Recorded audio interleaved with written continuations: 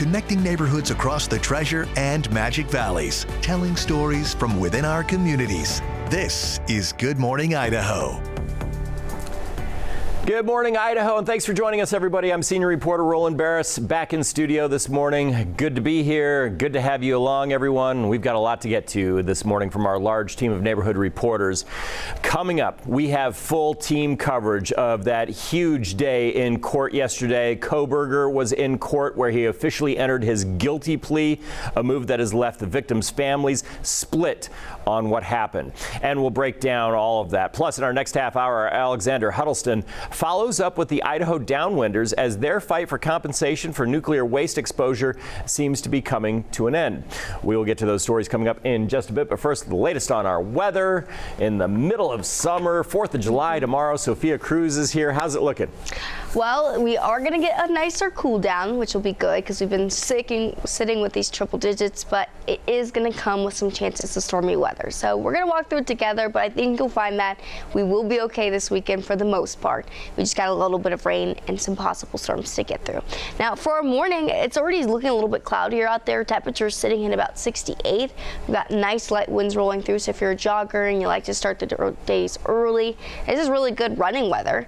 But again, as we head into tonight and this afternoon, we're already looking at some showers develop over the area even right now. You've got it from going upwards towards eastern Idaho, moving through the northeast. So if you are making your way into eastern Idaho today, do expect to see that, but it's pretty light at the moment. Temperatures across the area right now, we've got them sitting in those lower 70s, upper 60s, not too bad. As we get ready for the afternoon, we're slowly on that decline, mid-90s, so it's going to get a little bit cooler into tomorrow and Saturday, and then it's going to heat up again, rolling, because it's just July. It's one of the hottest months of the year, so. Yeah, no question about it. Those days of 100 degrees in succession are probably coming our way. All right, thanks, Sophia. Appreciate it. We turn to the news now this morning with an overview of what went down in court yesterday as Brian Kohberger officially entered his guilty plea. Our Riley Shoemaker reports. I'm downtown Boise neighborhood reporter Riley Shoemaker, and behind me at the Ada County Courthouse, this is where the line started before 5 a.m. And that's about the time that I got in line with members of the public and the press as we gathered for what would become a major moment in this case. I was inside the courtroom today as Brian Kohberger pleaded guilty to murdering 4 University of Idaho students in 2022. And although it was only one word, we did also hear him speak. In a packed courtroom, victims' families sat tightly on the right side as Brian Kohberger entered in khakis, a fresh haircut, and a button-down shirt. Kohberger's parents were also present, seated quietly behind the defense table. The hearing began with stern words from Judge Stephen Hippler, who addressed growing public pressure on the court. This court will never take into account public sentiment in making an opinion. Courts should, and I always will, make decisions based on where the facts and the law lead me. Period. He emphasized the plea agreement came together quickly, saying even he didn't know about it until Monday afternoon when most of the public found out. After opening remarks, the court moved to the business of the day. Kohberger pleaded guilty to all 5 counts, 4 murders and 1 burglary, waiving his right to appeal and agreeing to 4 consecutive life sentences without parole. He spoke softly but clearly as the judge asked. Are you pleading guilty because you are guilty? Yes. As the judge read the names of each victim, Kohberger pled guilty to each charge. Did you, on November 13th, 2022, in Latah County, state of Idaho, kill and murder Madison Mogan, a human being? Yes. Did you, on or about that same date in Moscow, Idaho, kill and murder Kaylee Gonzalez, a human being? Yes. And did you, on that same date in Moscow, Idaho, kill and murder Xana Kernodle, a human being? Yes. And then on or about November 13th, 2022, again in Latah County, Idaho, did you kill and murder Ethan Chapin, a human being? Yes. The state detailed months of cell phone and surveillance data, the recovered knife sheath, and what prosecutors say was a meticulously planned crime by a man who studied how to cover his tracks. The trial is now officially vacated, and Koberger will face sentencing on July 23rd. And that's when the victims' families will have their chance to speak directly to the court and offer those victim impact statements. Reporting at the Ada County Courthouse, I'm Riley Shoemaker, Idaho News 6. 4 University of Idaho students whose dreams were cut short. The victims, all friends and part of the University of Idaho's Greek system. Madison Mogan. Friends call her Maddie. The 21-year-old senior was a marketing major with a bright future ahead of her. She ran social media for a local restaurant and was known for her warm smile and kind heart. Friends say Madison loved country music and spending time with her family and boyfriend. Her father described her as the best person you could ever meet. Kaylee Gonsalves, Madison's best friend since 6th grade. The 21-year-old senior had just accepted a job in Austin, Texas, and was planning a post-graduation trip to Europe. She was a general studies major with plans to pursue a career in law. Kaylee's family remembers her adventurous spirit and how she loved spending time with her dog, Murphy. Her sister said Kaylee was the one who glued us all together. Xana Kernodle was a 20-year-old junior studying marketing. Friends describe her as a positive, funny person and someone who could lift spirits in any room she entered. Xana worked at a Greek restaurant near campus and was known for her strong work ethic. Her father said she was tough as nails and fought for her life until the very end. She had recently celebrated her birthday with her boyfriend, Ethan Chapin. Ethan was a 20-year-old freshman studying recreation, sport, and tourism management. He was a triplet, with his brother and sister also attending the University of Idaho. Friends remember Ethan for his infectious smile and love of sports, especially basketball. His mother described him as our comedian who always made everyone laugh. The Chapin family has since created Ethan's Smile, a foundation dedicated to helping students participate in sports and recreation. These 4 young people were more than victims of a terrible crime. They were sons and daughters, friends and classmates, each with dreams and plans for the future. Their lives continue to be celebrated by those who knew and loved them. The University of Idaho has established memorial scholarships in each of their names. Their legacies live on through the memories shared by family, friends, and a community that will never forget them.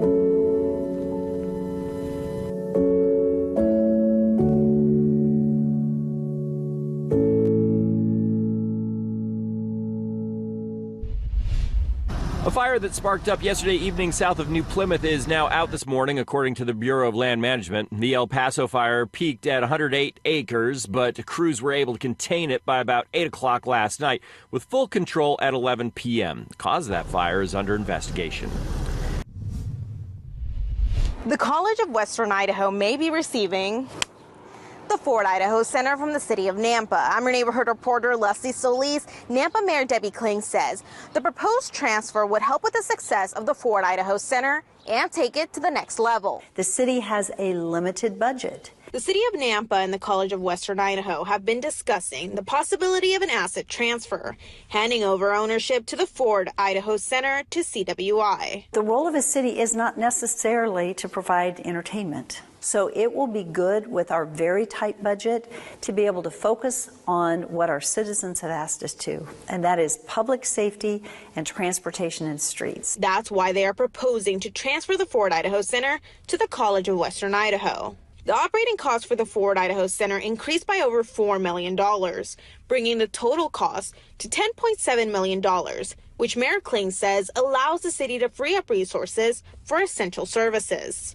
So CWI is growing fast, 31,000 students, but we also have to think and imagine and design for a school that, as we see growth around us in Idaho, there's a good likelihood we're going to be larger. Think about 40, 50,000 students. And so having the planning flexibility that on a main campus can help us think about the academic programs that are expanding today or new ones that could happen. CWI President Gordon Jones sees the potential acquisition as a strategic opportunity for the rapidly expanding college. Gordon tells me the college would maintain popular community events while creating new educational programs and career pathways, emphasizing the transfer would not raise property taxes or increase student tuition. But also that unlocking of planning flexibility as we grow is really important and helpful to us so we can design smartly to serve this community. In addition to a town hall on July 15th, the public can provide a feedback at a public hearing scheduled August 11th before a vote by Nampa City Council. I'm your neighborhood reporter Leslie Solis for Idaho News 6. When we get back, a cautionary story of fireworks safety after several freak accidents across the country just a day before the 4th of July.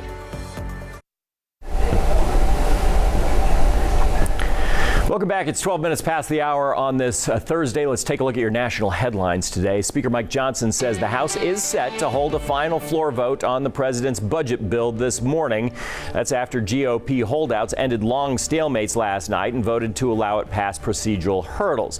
And President Trump wants to sign it by Independence Day, which is tomorrow, of course, but that depends on whether House Republicans can pass it in time. GOP leaders praise the bill's spending cuts and extension of trillions of dollars in tax breaks. Democrats say they don't want to reduce funding for Medicaid and food stamps. They also point to analysis showing the wealthiest Americans get most of the money from the bill's tax breaks. The man accused of killing former Minnesota House Speaker Melissa Hortman and her husband and wounding a state senator and his wife is due back in court after a week's delay. Prosecutors allege 57-year-old Vance Bolter carried out the June 14th attacks disguised as a police officer. He could face the federal death penalty in this case, though no decision on that has yet been made. And with just days to spare before a major trade deadline, President Trump says the U.S. has made a deal with Vietnam. The president said the U.S. will impose a 20% tariff on Vietnamese exports, and in return, Vietnam would give the U.S. full access to their markets for American goods to be sold there with no tariffs. It's unclear if Vietnam, by the way, has actually agreed to these terms. Tariffs on Vietnamese goods were set to spike to at least 46%. Turning now to Sacramento this morning, where 7 people are missing more than a day after a massive explosion and fire at a fireworks warehouse. And that's not the only fireworks-related incident just a day before the 4th. ABC's Andrew Dimbert has more. Overnight, 7 people still unaccounted for after this explosion at a fireworks warehouse outside Sacramento Tuesday. Flames shooting into the sky, fireworks igniting as the fire raged. An incident like this is like a once-in-a-career type of incident. Officials saying with the warehouse full of pyrotechnics and the fire still burning, it was not safe to send in search crews. One woman who says her brother and brother-in-law are missing interrupted a news conference demanding fire crews do more. You guys are focusing on people that are stuck in the warehouse, possibly dead, as well as us family members who are worried sick, and you guys are yet to give us any information. I'm just praying to God some way, somehow, that, that they're okay, that they're just unable to communicate with us at the moment. Authorities using unmanned aircraft to survey the wreckage.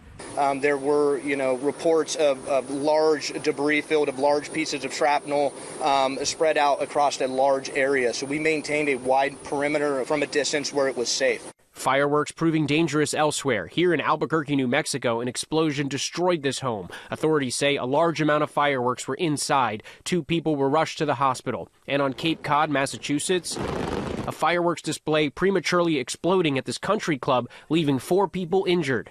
I saw some of the workers sprinting away from the scene as fast as they could. Andrew Dimbert, ABC News, New York.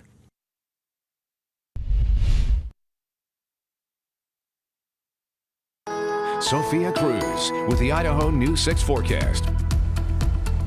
A good Thursday morning to you. Your time right now is 6:17, and it's nice to see your face on this Thursday. Thanks for starting another morning with us.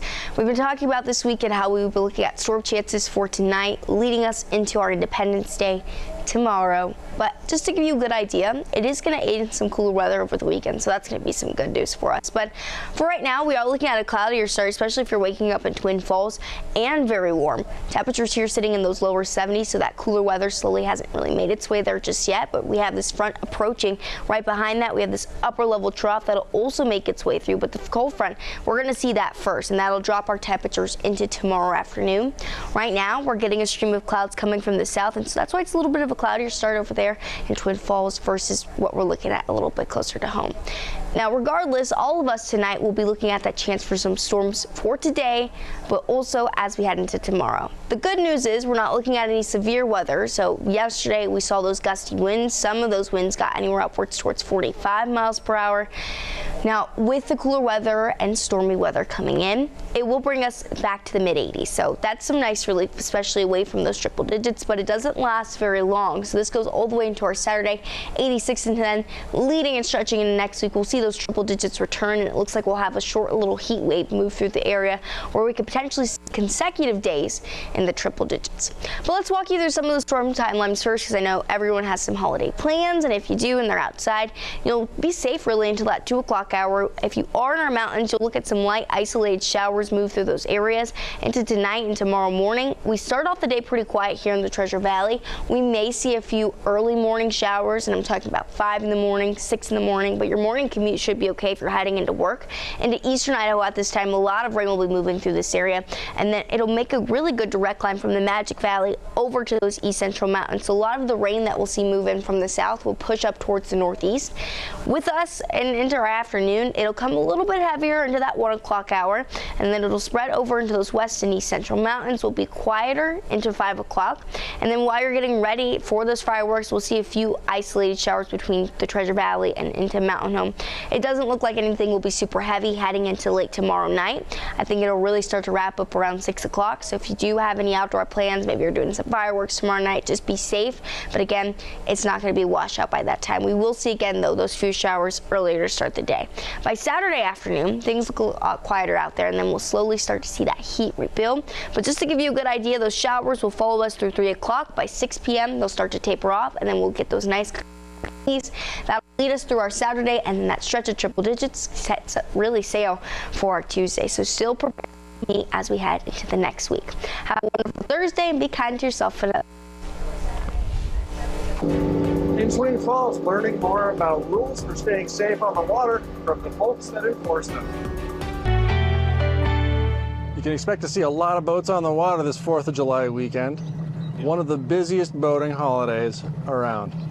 I'm your Twin Falls neighborhood reporter Lori in Nettleton, learning more about water safety rules from the folks that enforce them. And we're just expecting that it's going to be a crazy day, right? With a long holiday weekend and temperatures forecast for the high 90s, Sergeant Ken Menzel expects to stay very busy on the rivers and reservoirs of Twin Falls County. How busy is it going to be? Is this the big one? This is a big week for us, absolutely. This is the week that everybody wants to go to the water. Menzel has performed marine patrols for the Twin Falls County Sheriff's Office for more than 20 years. He took me along on a patrol to Blue Heart Springs. We're looking for the life jackets. That's the big one. Life jackets is what saves lives. Idaho code requires a life jacket on board for every passenger, and anyone under 15 must be wearing one while on the water. During my ride-along, I was able to observe a boat safety inspection at this boater's request. U.S. Coast Guard law and Idaho statute allows us to contact people whether or not they're doing something wrong, just to see if they have their safety equipment. And it's sometimes during those inspections that we find that somebody doesn't have a whistle, or they haven't purchased their invasive species sticker, or they don't have a life jacket with them. After they perform a boat safety check, you can be issued a boat safety inspection sticker and maybe even get some coupons for a root beer float. There's one for each of you guys, okay? Well, thank you. Although there is no open container law for boating, Menzel told me they do check for intoxicated boat operators. Whether it's motorized or non-motorized, we're looking for individuals out there operating under the influence. An OUI can be issued to any paddleboarder, kayaker, or motorboat operator who is above the legal limit of .08. He said the warnings for lesser offenses outnumber the citations issued 10 to 1. We really lean heavily on education. We give a lot of warnings. There's some things we can't warn for. We're not going to give you a warning on the life jacket. I'm your neighborhood reporter, Lori in Nettleton, Idaho News 6. In Emmett, I follow up with Idaho downwinders after the state is put back into legislation for compensation. Now we'll look outside from the Treasure Valley Chevy Dealers Tower Cam.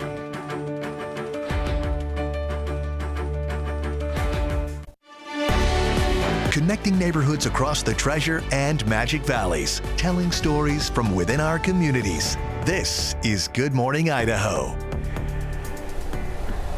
Hey, good morning, everybody. It's 6:28 into our final half hour this morning. I'm senior reporter Roland Barris. It's good to have you along. Hope you're off to a good start. And we've got a lot to get to from our team of neighborhood reporters today. So much news going on lately. Coming up, we sat down with former Idaho Attorney General David Leroy to discuss where the Kohberger case goes from here after that huge plea deal yesterday. Plus, in national news, GOP leaders say President Trump's spending bill likely to pass any moment now this morning after key Republican holdouts have fallen in line behind the president. We'll break down how it could impact you if it's passed. But first, let's get the latest on our weather. Sophia Cruz joining us. It's day before the 4th of July. I think maybe firefighters, as long as we don't get lightning with any of the rain that comes through, are going to be very thrilled to see just a little bit of moisture.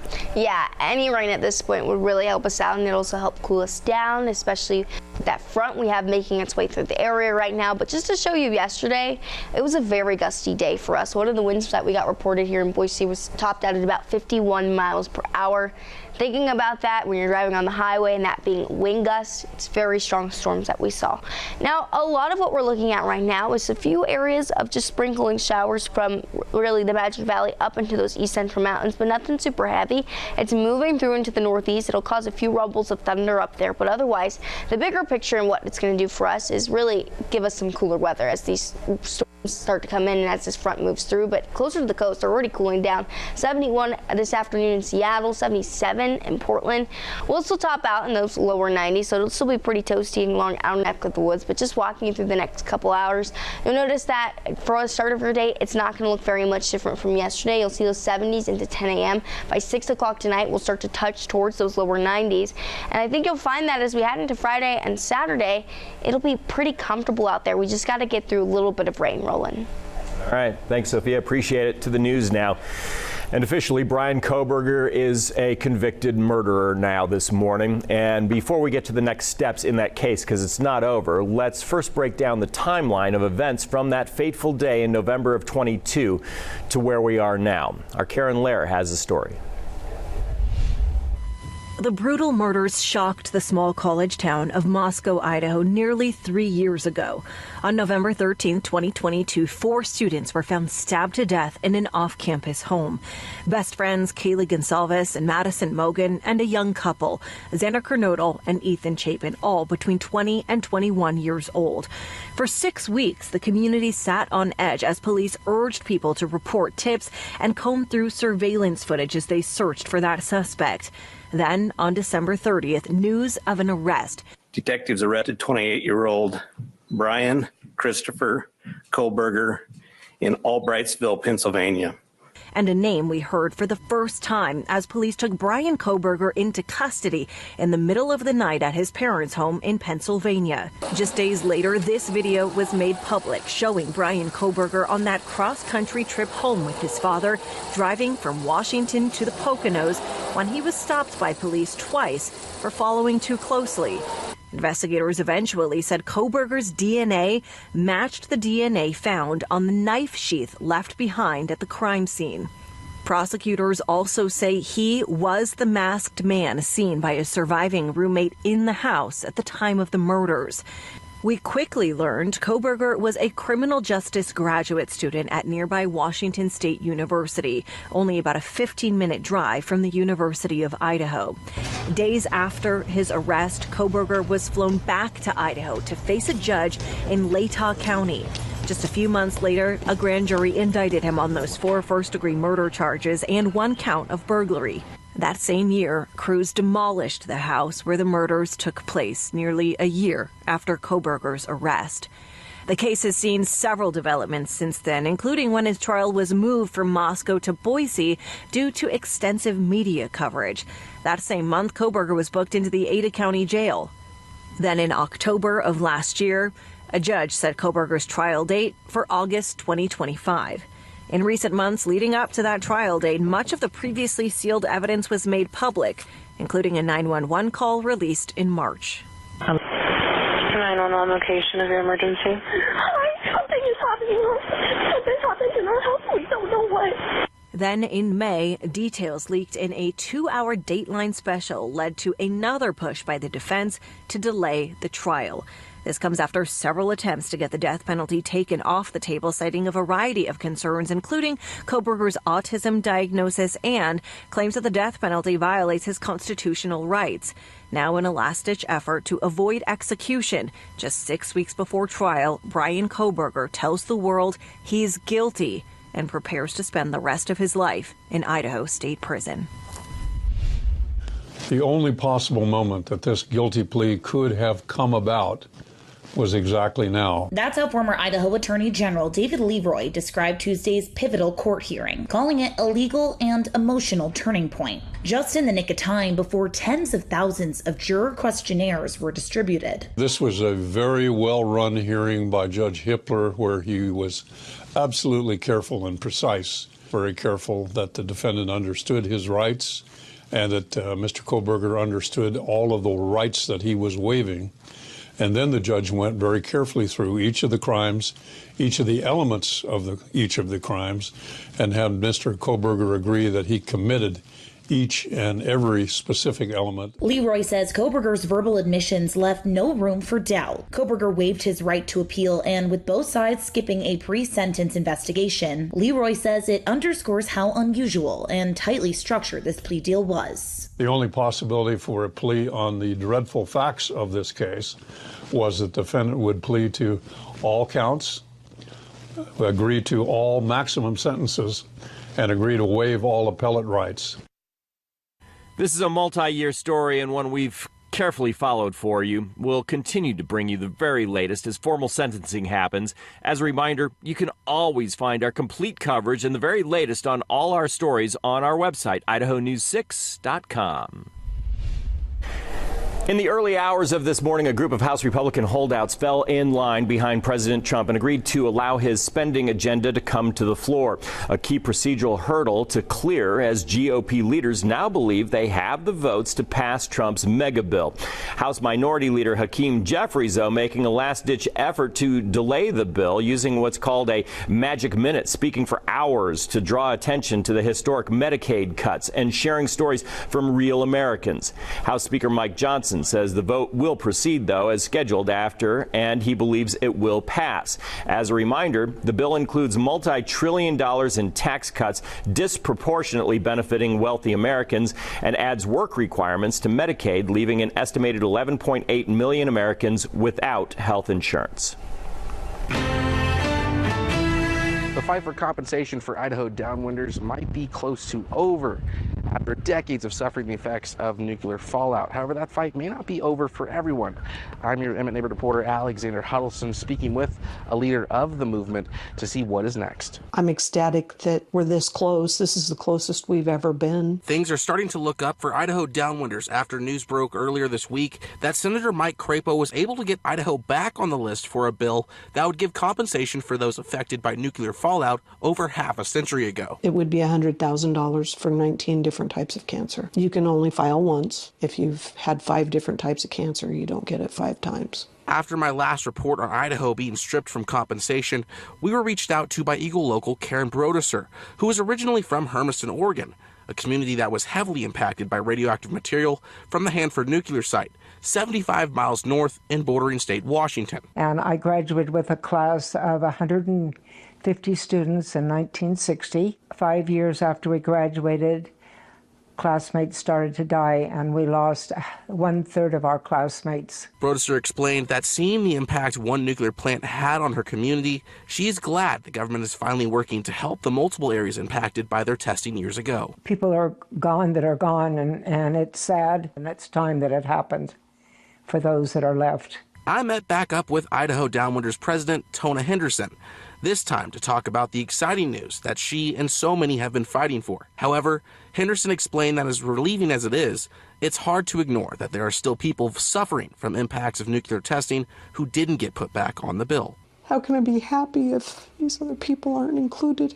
One area in particular was even mentioned in a study of the fallout orchestrated by the National Academy of Science. They even say that Guam should be considered downwinders. The U.S. island territory of Guam saw impacts from nuclear fallout after U.S. bomb testing in the Marshall Islands during the late 40s and early 50s. Henderson has worked alongside leaders in Guam to get compensation, but have once again been excluded. I reached out to these leaders, but due to scheduling conflicts, they were unable to make a comment. We plan to follow up in a future report. Unless the bill is once again amended, the bill is set to be signed by President Donald Trump on Friday, July 4th. I'm your MMA reporter, Alexander Huddleston, for Idaho News 6. 6:38. Let's take a look at what's happening in your neighborhood today, everyone. It is the first Thursday of the month in downtown Boise. Keeping in line with tradition, has a bunch of special events going on, in-store events, food and beverage tastings, the local art and performances, something for everyone. Events typically last from 5 to 9 p.m., but you can find more specifics at downtown Boise's website. At the Boardwalk Plaza in Garden City, you can enjoy some live music on the Green Belt today. Should be nice for that all summer long. There are live performances from 5 to 7 every Saturday, but on the first Thursday of each month as well. That's 4 to 6 this evening. You can grab a bite, have a glass, and soak in the summer vibes. Great place to do it. And an event this evening for early risers. It's the Wham Bam Thank You Glam Early Bird Dance Party at Hump and Hannah's. The theme is 80s Night, and the event goes from 5 to 8 tonight with a costume contest for prizes, deals, and drinks, deals on drinks and more. Have yourself a night and be tucked in before 9 p.m. Get ready for the holiday. Along Meridian Road, this empty lot may soon be home to a Costco. Hey Boise, mid-90s this afternoon, but we'll be looking at a chance of storms leading us into our Independence Day. I'll have all the details you need to know coming up. Road may soon see a massive new retailer open up right here on the border of Kuna and Meridian. Costco Wholesale. I'm your Kuna neighborhood reporter Brady Caskey, and this would be the 4th Costco warehouse in the Treasure Valley. According to permits filed with the city, the new location would feature a warehouse, gas station with 18 pumps, and a distribution center for delivering large, bulky items like appliances to customers' homes. Well, for me, it'd be great. Teresa Collard lives in Century Farm and makes the sometimes 25-minute drive to other Costco locations in the valley. I know that people are probably concerned about the congestion, but for me, it would be a lot closer to get to it. The property's parking lot will have 903 spaces and 5 access points for customers, 1 on Meridian Road, 2 on Lake Hazel Road, and 2 on Spire Street. Between 2 growing boys, we are constantly going through lots of items, and so buying them in bulk just makes sense for us. Amanda Schindel finds herself at Costco nearly once a week to feed her growing family and says more traffic in the area makes her trip to the Boise location a long one. It's a ways. It used to be a lot quicker, but traffic has really kind of made that different. She's hoping the new location doesn't cause more congestion on Meridian Road and Lake Hazel. Traffic is a little crazy around here, so that's the only concern, but honestly, I'm excited. I think it would be really nice for our family to be able to get to a closer Costco. The plans for this location still need to be approved by the city of Meridian before the project can move forward. Reporting in Meridian, I'm Brady Caskey for Idaho News 6. A fire that sparked up yesterday evening south of New Plymouth is now out this morning, according to the Bureau of Land Management. The El Paso fire peaked at 108 acres, but crews were able to contain it by about 8 o'clock last night, with full control at 11 p.m. The cause of that fire is under investigation. Love Your Neighborhood, brought to you by ICCU. This week's Love Your Neighborhood is here in the Live, Work, Create district of Garden City, where you can learn more about the art of stained glass here at Bear. Yep, and you can kind of hold it. Yep, beautiful. Oh, yeah. Is that too strong? That's good. Yeah. Yeah, and that happens. It's really a process that you could come spend 3 or 4 hours and walk away with a completed piece. So this is all classes that people can come and take? Yep. And would you say it's for beginner friendly? Oh yeah, everybody can come take it. You don't have to have any experience. So glass cutter, you're just basically scoring the glass to create a weakness, and then you use your pliers to pop out the score. So I'm gonna go, you wanna hear that sound, and then you just cut it. Oh, that's cool. Yeah, and then you just shave off the excess glass. buzz that you want. So if you had a pattern on this, we would shave it down and just buzz. So this part is what sets you up for good soldering. So if you can get that nice and smooth, and then I'm gonna solder, I'm melting it down. How did you learn how to do this? I'm self-taught. I taught myself on YouTube. Wow. I got a kit back in 2012 when Legacy Glass was still open here in Boise. For someone who may be watching and is a beginner and wants to try but is scared to dip their toes, what would you say to beginners when they come in? Yeah, I would say don't hesitate to come in. It's a really, it can be intimidating, especially when you see the solder and the hot tools, but I teach you every single step along the way, and I think everybody can walk away feeling accomplished and they don't have to worry that it's too hard. Anybody can do it. Allergy Report is brought to you by Boise Valley Asthma and Allergy Clinic. Your allergy count shows that we are back in the moderate with pine, grass, and it looks like just in generally your allergies are going to flare up if you are allergic to these. So just keep this in mind if you are spending some time outdoors. I'm already feeling them also, so I'm sitting right there with you at home. I'll keep you up to date as we continue through our allergy season together. Sophia Cruz with the Idaho News 6 forecast. Hey everybody, 6:48 is your time, and we've been talking about it for this morning. Chances of storms into our afternoon and into our Independence Day, but the bright side of all of it is that there will be a little bit of cooler weather out there, and it'll stray us away from the triple digits.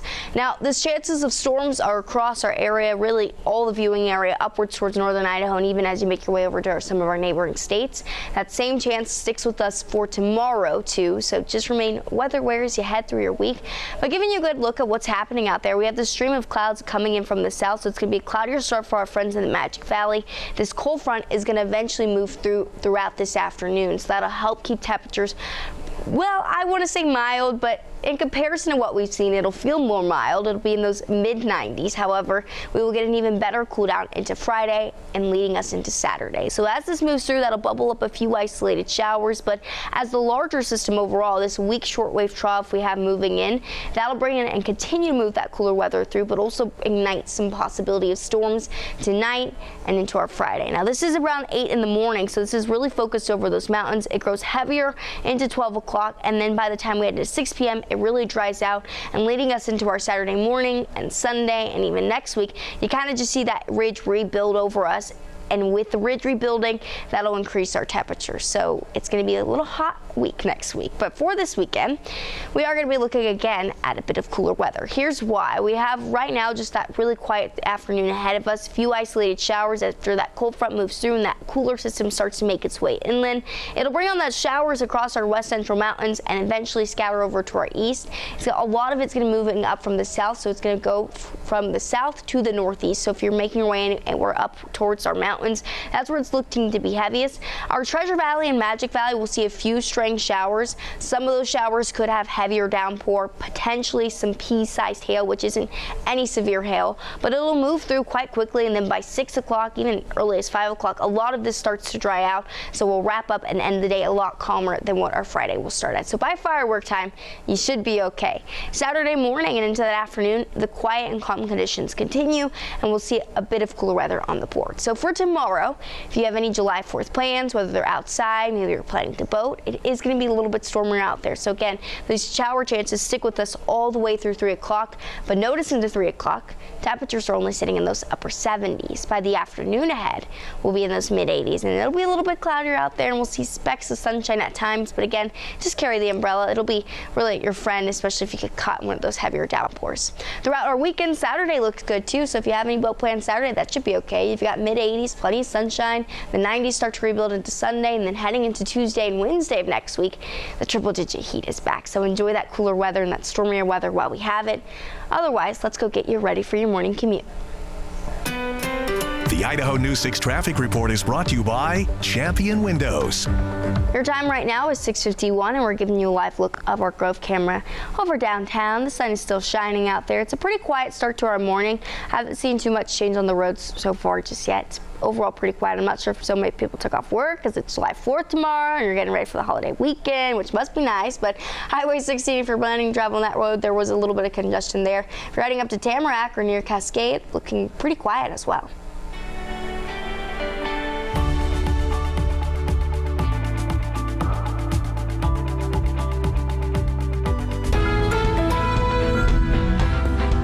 In this morning's GMA First Look, the battle of the brands. Lululemon accusing Costco of selling knockoff versions of a variety of the brand's most popular hoodies, jackets, and pants. The lawsuit alleging the wholesale giant has chosen to copy rather than compete and unlawfully traded upon Lululemon's reputation, goodwill, and sweat equity by selling unauthorized and unlicensed apparel. One of the items in question includes this Costco Danskin half-zip hoodie, shown in the lawsuit side by side with the Lululemon Scuba hoodie. We're seeing a lot more dupe lawsuits as brands are noticing that people are seeking out dupes, that they are just as excited about dupes as they are about the original product. Coming up at 7 a.m., we'll have much more on this clash of retail giants. With your GMA First Look, I'm Rebecca Jarvis, ABC News, New York.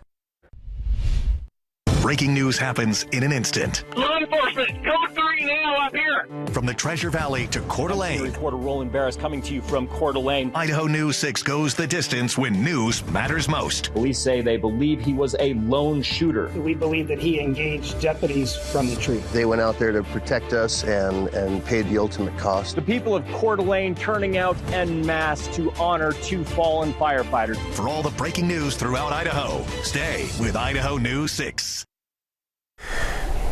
All right, everybody, welcome back to Good Morning Idaho. We are just wrapping things up here on a Thursday morning. In case you missed it, here are some of the top stories that we're following from our neighborhood reporters. Brian Koberger officially pled guilty at Ada County Court yesterday, a move that's left the families of the victims split in their reaction, with some happy it's over and others outraged at the prosecution for their handling of the case.